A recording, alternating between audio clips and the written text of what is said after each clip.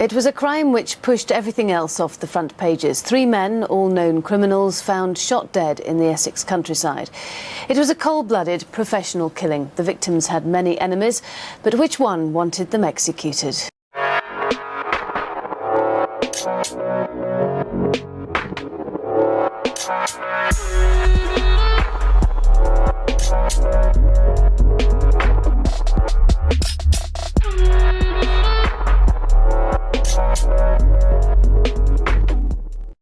And welcome back to a new video on the Essex Boys case. As always, if you are enjoying the content, please do give the video a thumbs up.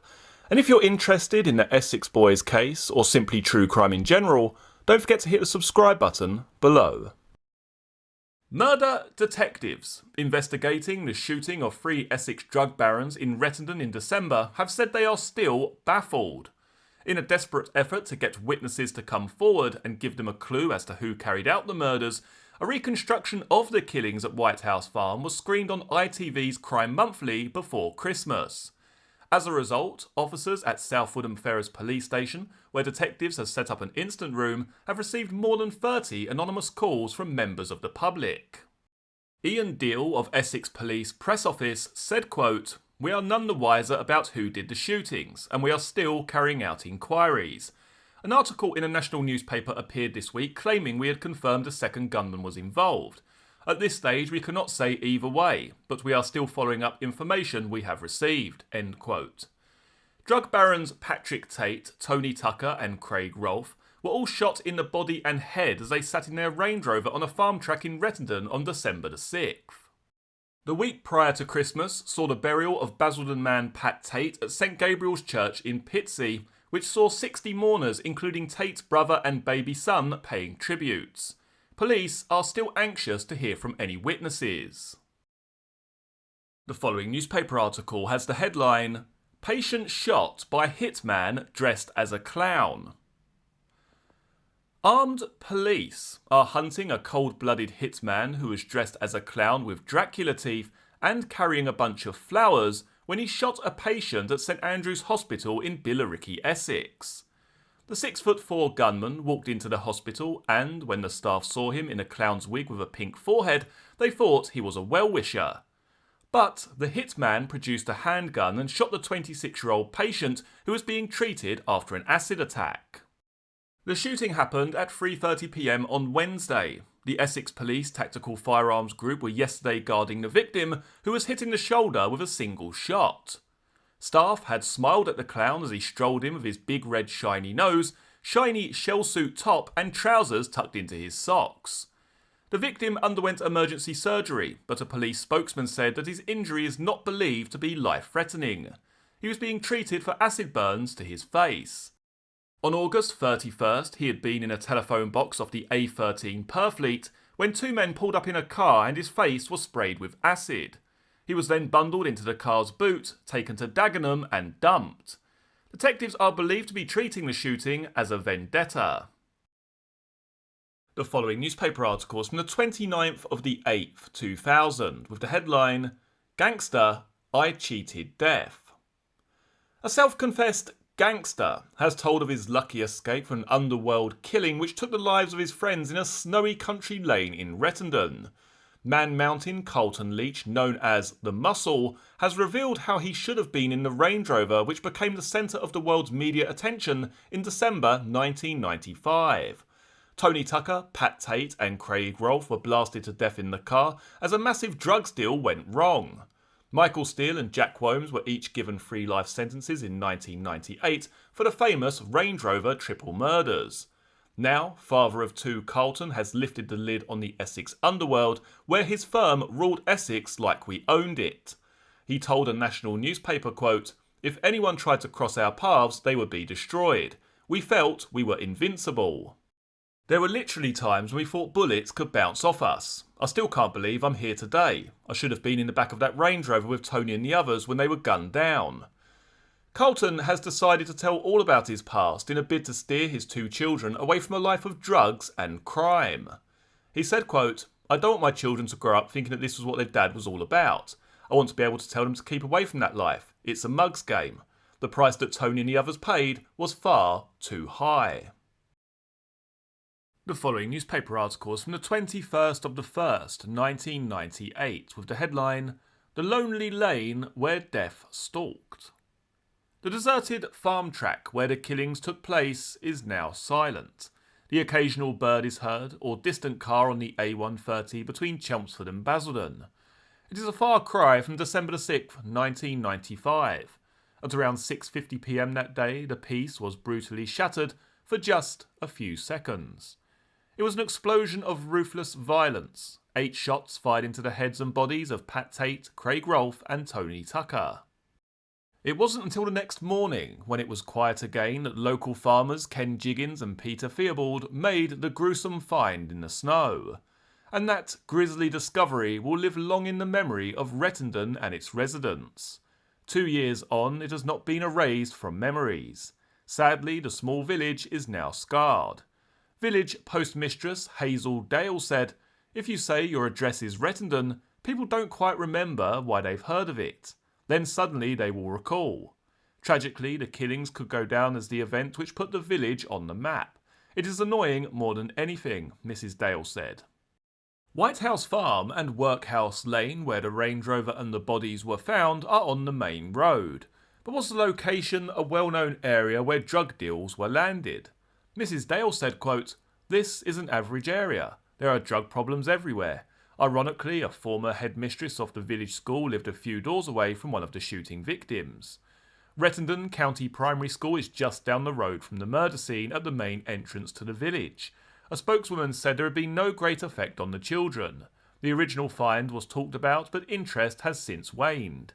She said, quote, "It is not affecting us within the school community. It was talked about." She added that the children had had drugs education programs since the drama.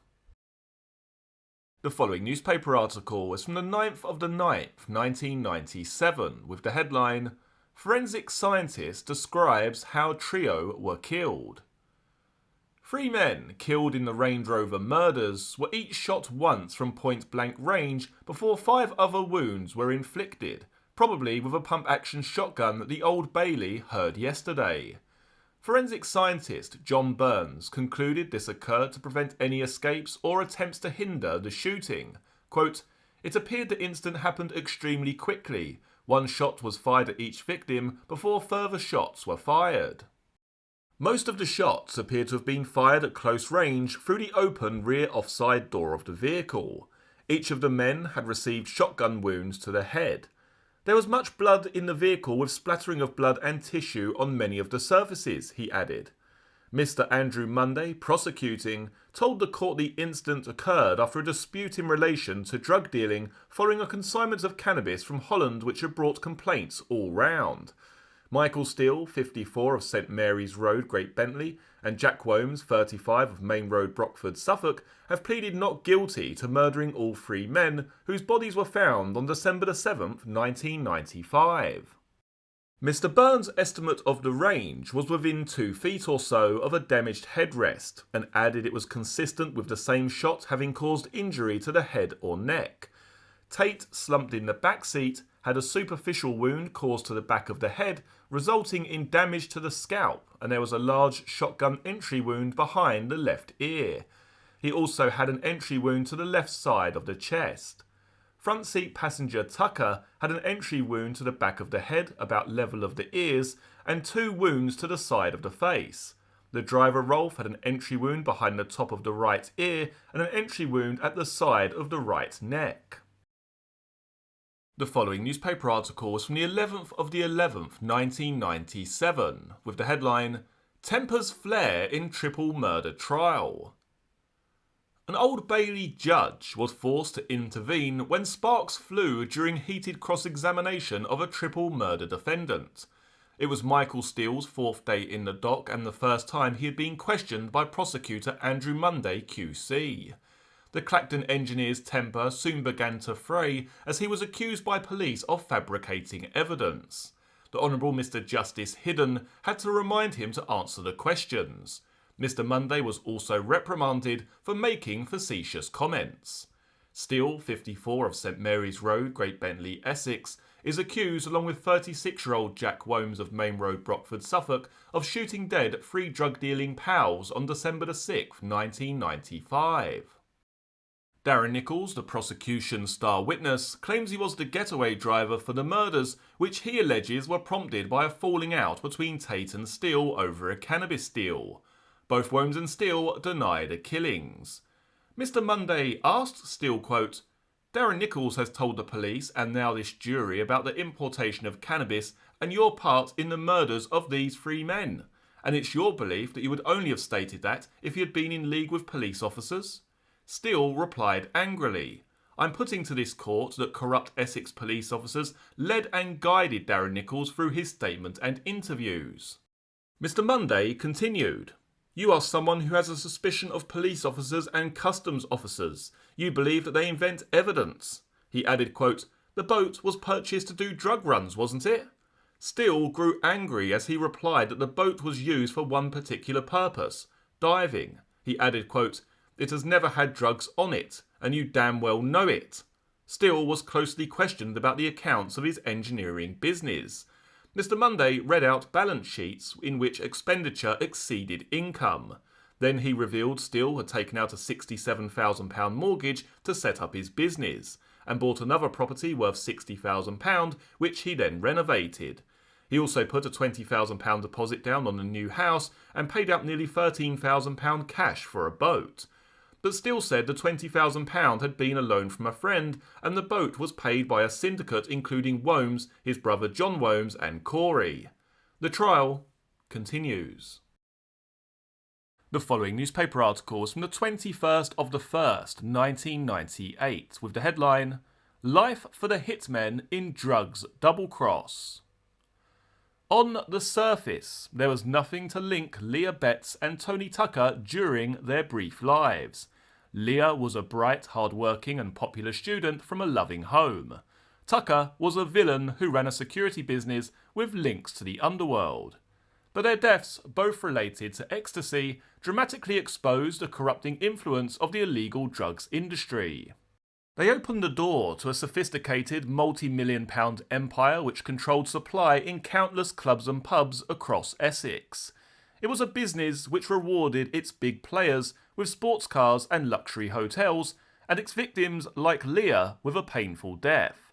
Only when Tucker fell out with his suppliers did he suffer his own violent death. Within weeks of Tucker, Tate and Rolfe's bodies being found in a country lane, police were linking their deaths with the search for the suppliers of the drug that killed Leah on her 18th birthday. At first, the trio's drugs operation seemed to be small-scale, but police soon discovered their links to a much larger web of suppliers. Tucker, they learned, was a drugs wholesaler, assisted by Tate and Rolfe. He bought large quantities of amphetamines, ecstasy and cannabis and sold them on to dealers. There were massive profits in buying at cost price and selling on at near retail price. A £2 ecstasy pill could fetch £15 in a nightclub. For the middleman, there was also less risk of arrest. But it was Tucker's lucrative sideline that linked him to Leah's death. He would sell rights to certain dealers to work from clubs where he had a security interest. Raquel's nightclub in Basildon, where the ecstasy pill that killed Leah was bought, was one. A police source told the Mail, quote, "Tucker and his team didn't put pills directly into the mouths of young clubbers, but by allowing dealers to operate in return for a fee, it made them as guilty as if he had passed them on personally. Tucker's bank balance was further buoyed by his role as boxer Nigel Benn's minder and security man. It is estimated his dual operation was providing him with more than £7,000 a month. 3 years ago, business was booming enough for Tucker to afford the black Porsche registered TT9, which became his trademark, and a £250,000 home in Fobbing, Essex. Police were originally met with a wall of silence from both the dead men's associates and underworld figures. But working with customs officers, they discovered that one of the trio's associates was a man named Mickey the Pilot. The information proved crucial. Mickey the Pilot, whose real name is Michael Steele, emerged as one of the men with everything to gain from both Tate, Rolfe and Tucker's deaths. Tucker had planned to buy a major amount of drugs from Steele, but it was a fateful contact that was to end in a blood-splattered Range Rover in December 1995. After one consignment was received, Tate and Tucker approached a number of financial backers to raise money for a second and much larger batch of drugs. They canvassed underworld figures for financial support and collected £70,000 before asking Steele for the next batch. The consignment proved to be the catalyst that sparked their deaths. The drugs, claimed a furious Tucker and Tate, were of poor quality, and having dumped them in an Essex lake, they demanded their money back. Steele refused, and as the threats between the two gangs escalated, Tucker's associate Tate began to get dangerously out of control. Just before he died, he rang the London Pizza Company in Basildon and demanded a 12-inch pizza sliced into 6 with different toppings on each slice. He simply wanted cheese, you can't. Told that it couldn't be done, he appeared in person 10 minutes later and attacked 23-year-old pizza worker Roger Ryle, smashing his face into a glass plate and throwing a till across the room. Tate's reputation was sufficiently well known that the terrified Ryle refused to press charges, but the criminals saw it as the sort of behaviour which might expose them all. With murder in mind, Steele and his friend Jack Womes suggested meeting Tate, Tucker and Rolfe to discuss another deal which might appease them. The man who drove Steele and Womes to the rendezvous, who later turned informer, subsequently told police how he received a mobile phone call to return to the same spot on a farm track at Rettendon Essex to collect them. Only then did he realise it had been a ploy to kill the 3 men. As the killers took off their bloodied surgical gloves and prepared to dispose of the shotgun, he heard Steele boast, quote, "They won't mess with us anymore." He then listened as both men described shooting their targets at point-blank range. Police estimated the triple killing had taken less than 3 seconds. Tony Tucker, sitting in the front passenger seat, still had his mobile phone cradled between his thighs. Pat Tate was slumped against a window in the rear seat. He was not carrying his trademark pistol, suggesting he had felt comfortable about the meeting. The legacy of the deaths will see an estimated £300,000 spent on giving the informant and his family fresh identities and police protection until they can melt into a new existence hundreds of miles from Essex. Last night, the cost was defended by Detective Superintendent Ivan Dibley, who conducted the murder inquiry. Quote, "If that's the sort of money that sees drug-running killers off the streets, then it might ultimately give young people like Leah Betts a better chance."